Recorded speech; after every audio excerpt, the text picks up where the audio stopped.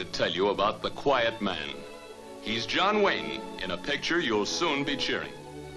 It's the story of Sean Thornton, a right-intended man who came from America to forget his past in Innisfree. There he met a fiery red-headed lass, and the village marriage broker went to work. That's a pretty bonnet you have on. Bonnet? Don't you be talking to me about bonnets, after leaving mine stuck up there like a... Easy now. Have the good manners not to hit the man until he's your husband and entitled to hit you back. Then her bully of a brother, Red Will Danaher, refused to pay her rightful dowry.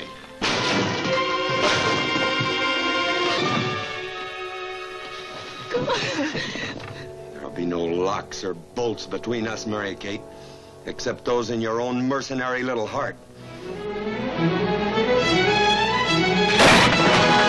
Mary Kate left him to go to Dublin, but he caught her at the station and brought her back with the whole town watching him do it. I'll pay you. Never. Then the fight was on. A fight they're still talking about in Innisfree. It's a wonderful picture. The finest ever brought to the screen by John Ford, and he's won 3 Academy Awards.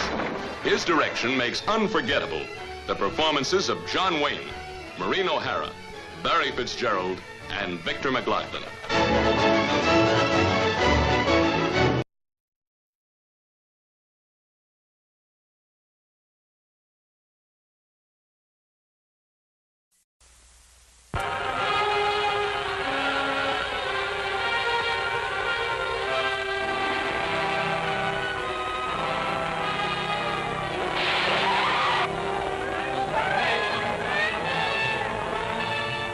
It's gone.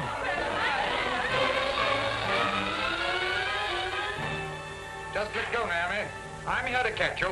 Think you're clever, don't you? You can't hold me. You're in love with cruelty for its own sake, and the world will be much better off without you. And so it will give me the greatest pleasure to...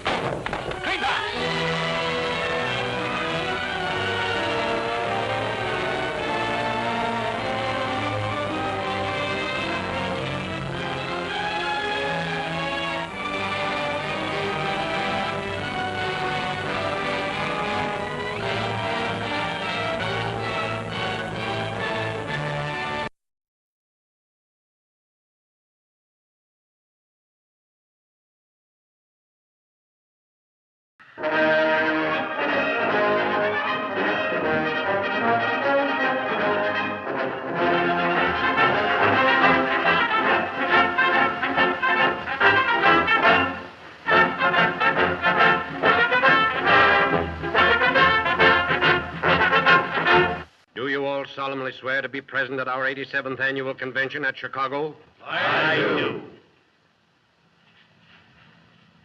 Me too. I never realized that such a deplorable condition existed in your home. Why don't you pattern your life after mine? I go places and do things and then tell my wife. If you think that you're going gallivanting off with a lot of hoodlums to any convention whenever you want to, you're not. Not for a minute, you're not. I'll put you in jail first. And you too, with the rest of the sons of the... Oh, the sons of the dead there, darling. Now, everything's going to be all right. Oh, doctor, do you think I'd better put him to bed? No, no. What he really needs is a long ocean voyage with plenty of tropical air and sun. Now, I'd suggest a trip to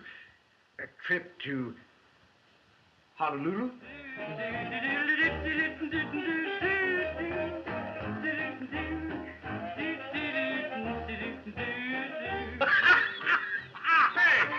What's the laugh? I don't get it.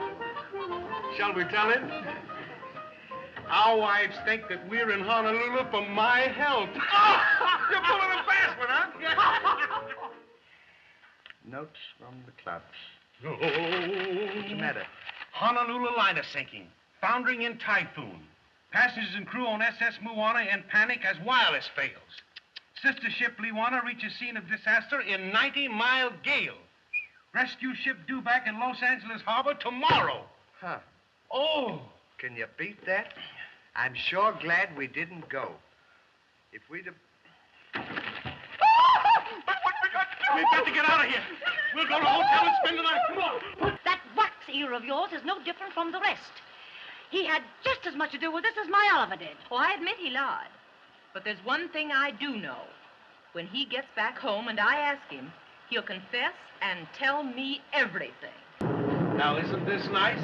It sure is. We're just like two peas in a pot. Not hot. Harder. Harder.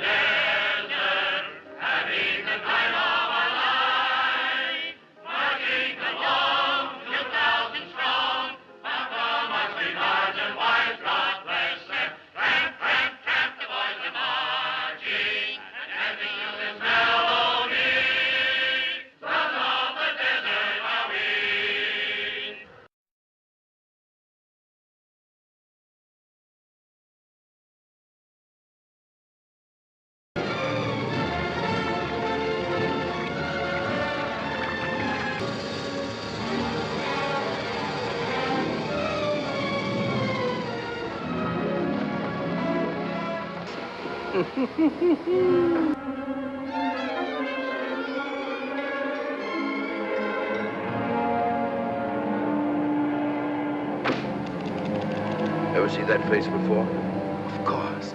Eddie King. Wrong, Warden. That happens to be a picture of Judge Frederick Parker. They look exactly alike. And this likeness is just the weapon I need to defeat Mr. Parker. What you doing? Fusion, Eddie. The power of heat. I'll fuse you into this man as steel can be fused into steel.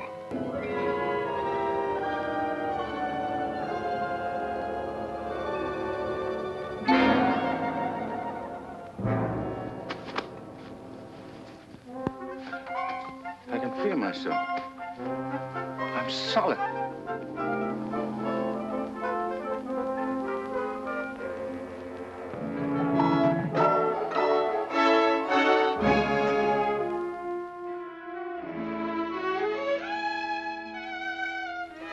The judge said scram. That was the very word he used, Miss Barbara. Not bad. Plenty of curves and all in the right places. This fine, upstanding citizen and this frail, innocent, law-abiding little lady were simply victims of circumstance. She's been unable to... Rosie. Can't be. You was bumped. You mean you want to live here with me and have kids and sit on a porch? Of course, darling.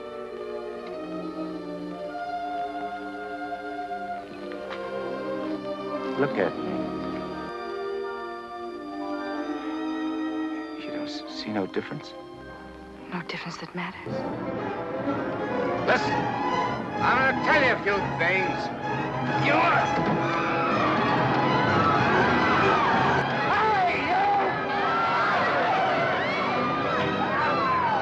Stop it, Eddie, stop it. They're your friends. You're crazy. It's not you they're after, it's the judge. Yeah, but I'm getting the punches. Oh, dear Lord. Fred, you don't know how hard I've been trying to help you in every way. But I'm afraid I can't go much further. You're not only destroying yourself, you're destroying me. And I just can't stand it any longer. Oh, you can't be. This whole thing, it's screwy. Maybe it ain't screwy. Why don't you start figuring it out? If I ain't Judge Parker, I must be somebody else. Maybe I'm that pal of yours, Eddie Cagle, the one you chopped down with his own rod.